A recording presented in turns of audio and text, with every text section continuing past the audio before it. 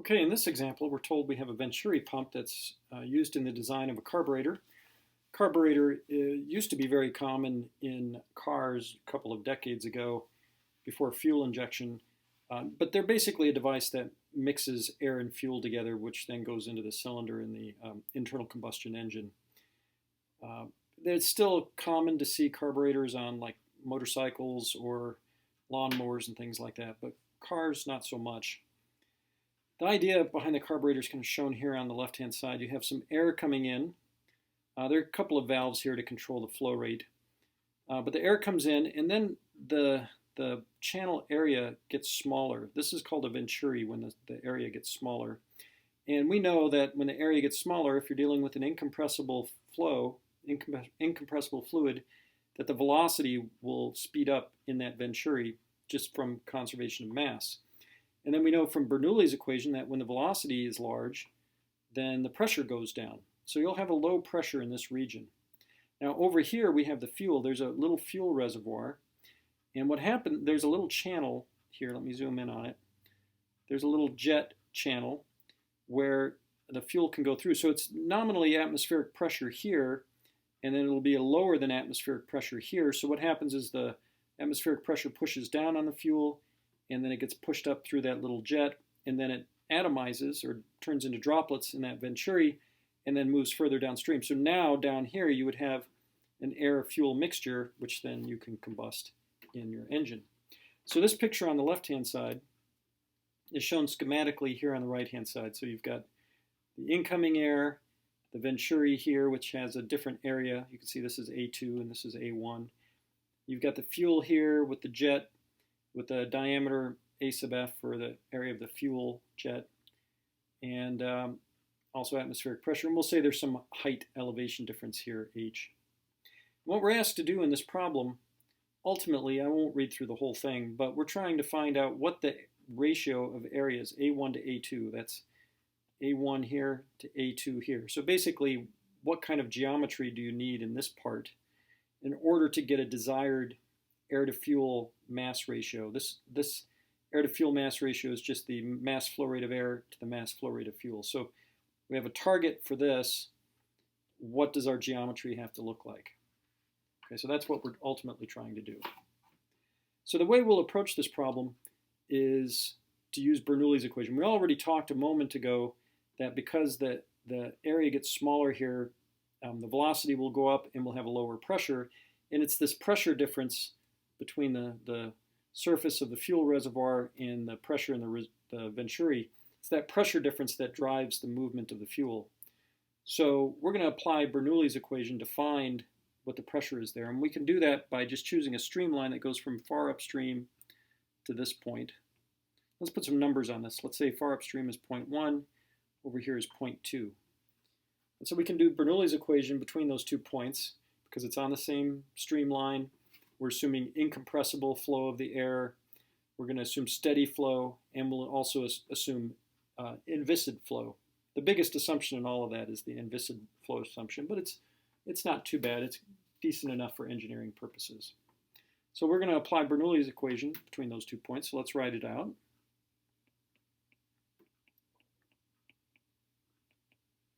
And I need to indicate what I mean by z.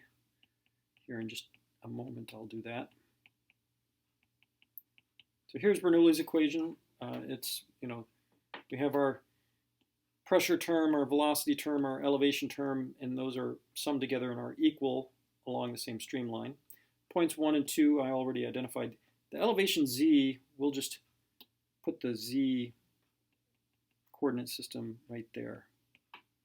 And you'll notice that z and gravity are pointed in opposite directions, so that if we increase z, we increase our potential energy, so that we have a plus sign here. So increasing z increases potential energy.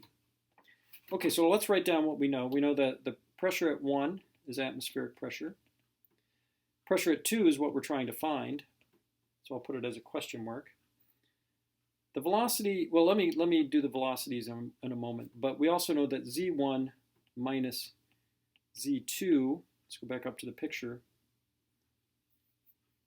Well, z1 minus z2 actually doesn't matter. I should just state that right away here. Sorry about that. The reason I say the Z1 minus Z2 is negligible is because we're dealing with air. Remember that we're dealing with air here. So the elevation differences in air, like the potential energy differences when you're dealing with air, is usually very small compared to the other terms in Bernoulli's equation. So that the difference in, say, velocities, for example, or the kinetic energy head terms, those will be much larger than the elevation head terms. So this is negligible when you're dealing with a gas. All right, now let me talk about the velocity term. So we know that the mass flow rate in this device will be constant. The mass flow rate of the air specifically will be a constant. Right? We're saying that this is a steady flow, so the mass flow rate at 1 and the mass flow rate at 2 will be the same. Well, the mass flow rate at 1, so this is the mass flow rate of air. The mass flow rate at 1 will be the density of the air times the velocity at section 1 times the area of section 1. And the same sort of thing at section 2. It's just the velocity at 2 times the area at 2. So we can rewrite our velocity at 1 as just m dot A over rho A, A1, and the velocity at 2 is m dot A over rho A times the area at 2. Okay, so we're just putting it all in terms of the mass flow rate. So we can take these terms, plug them into our Bernoulli's equation, and simplify it. And if we do that, we'll end up with the following. I'll just write out the result. P2 minus P atmosphere is equal to 1 over 2 m dot A squared all over rho A times 1 over A1 squared minus 1 over A2 squared. So that's what we get from our Bernoulli's equation there. Okay, so that's just analyzing this part, just the air part from point 1 to point 2. Now let's use Bernoulli's equation from this point 3 on the free surface of the fuel along a streamline that gets us to, let's call this point 4, right at the end of the jet, of the pipe that's containing the fuel. So we can certainly apply Bernoulli's equation between those points as well. So let's write that out.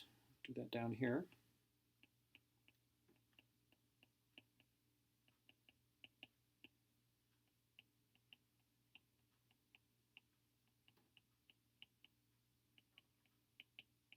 Okay, and let's write out what we know. So the pressure at 3 will also be atmospheric. Remember, I'm going to go back up to the picture here. This is open to the atmosphere here, so it's nominally atmospheric pressure. The pressure at 4 will be the same as the pressure at 2 because it's discharging straight into the venturi, so it'll be the same pressure as the pressure at 2. So let's write that down. So P4 is equal to P2.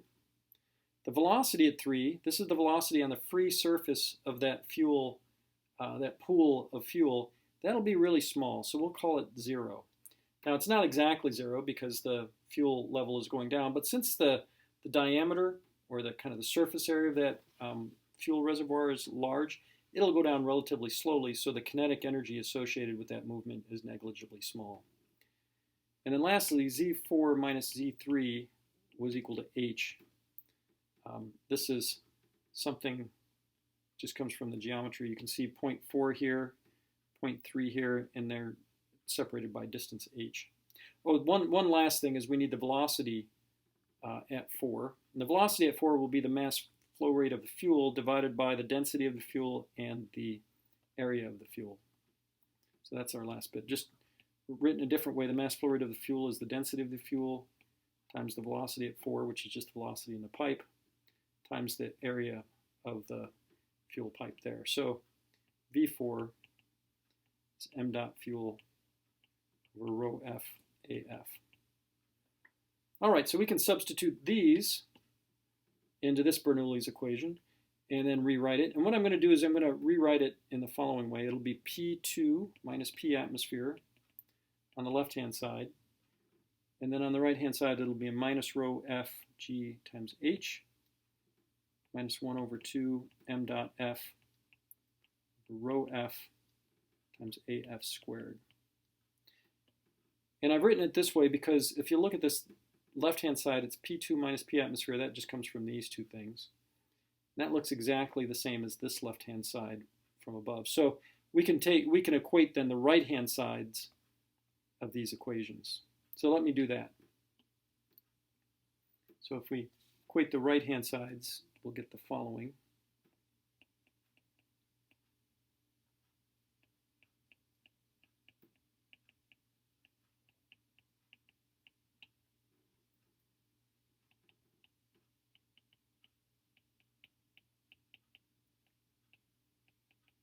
Actually, there should have been a squared there. I apologize. Make a note of that, that should have been m dot squared f up there.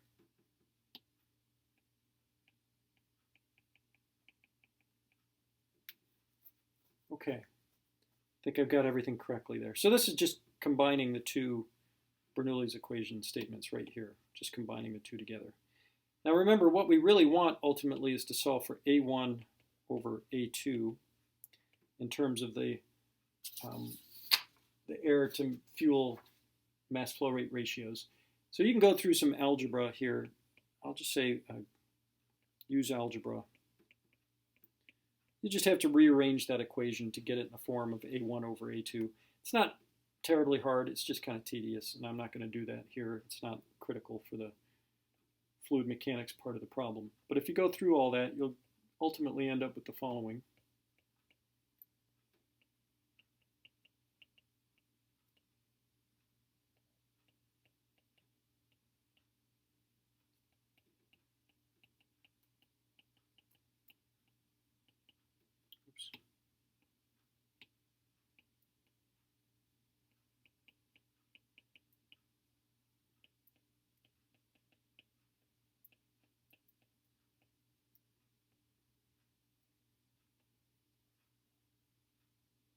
Okay, let me just double check I've written everything down correctly.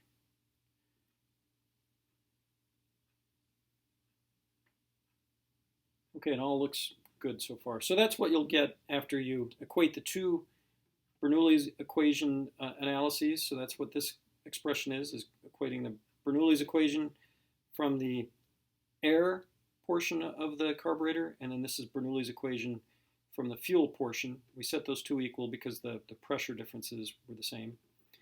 And then did some algebra, and you end up with this expression. So this gives us the area ratio that we were asked to find in terms of the air and fuel mass ratio here. So here it's m dot fuel over m dot air. And just to kind of give you a feel for some numbers here, if we use numbers for a typical carburetor, so the density of fuel, if we use gasoline, so we have the density of that, the density of air,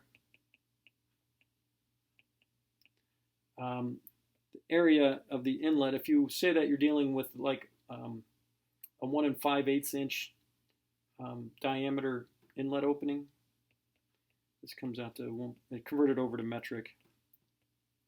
So this is D1 is 1 5/8 inch, kind of a typical sort of diameter of the inlet. The jet area, these are pretty small areas. So this area comes out to be 1 times 10 to the, like 1.7 times 10 to the minus 6 square meters. So the diameter of that kind of fuel line, it's typically given in fractions of an inch. So it's on the order of maybe one that I looked up was about 1.5 millimeters in diameter. It's pretty small. The ideal, oops, let's try that again. The mass flow rate of air to mass flow rate of fuel, the ideal ratio just from stoichiometry, basically just from the chemistry of it, comes out to be 14.7. So we'll use that value.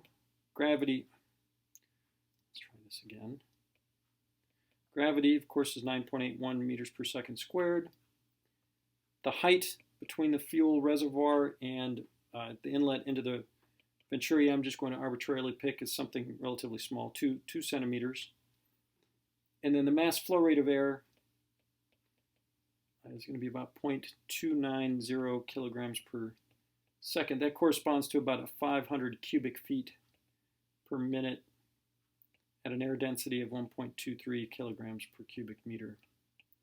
So that you just have to do a unit conversion to go from cubic feet per minute of air. That's typically how the air flow rates are reported. and then convert it over to metric units. So if you go through all that, all those numbers, plug them in, what you'll get is the area ratio comes out to be 2.36, which means that the diameter of your Venturi section should be about 2.69 centimeters. And just keep in mind that the diameter of the inlet was about 1.58 inches. I should probably write that in centimeters so you can actually do a better comparison. That comes out to be 4.13 centimeters. So you can see the diameter of the inlet's about 4.13 centimeters, and we need to get it down to about 2.7 centimeters. So it just gives us a way to kind of approximate the sizing of the carburetor to give us the our desired mass flow rate ratio. All right, so just to quickly recap what we did in this problem, and we'll go back up to the picture. All we really did was apply Bernoulli's equation twice. We applied it from point 1 to 2, keeping in mind that the mass flow rate was the same at 1 and the same at 2. And then we also applied Bernoulli's from 3 to 4. And then after that it was algebra.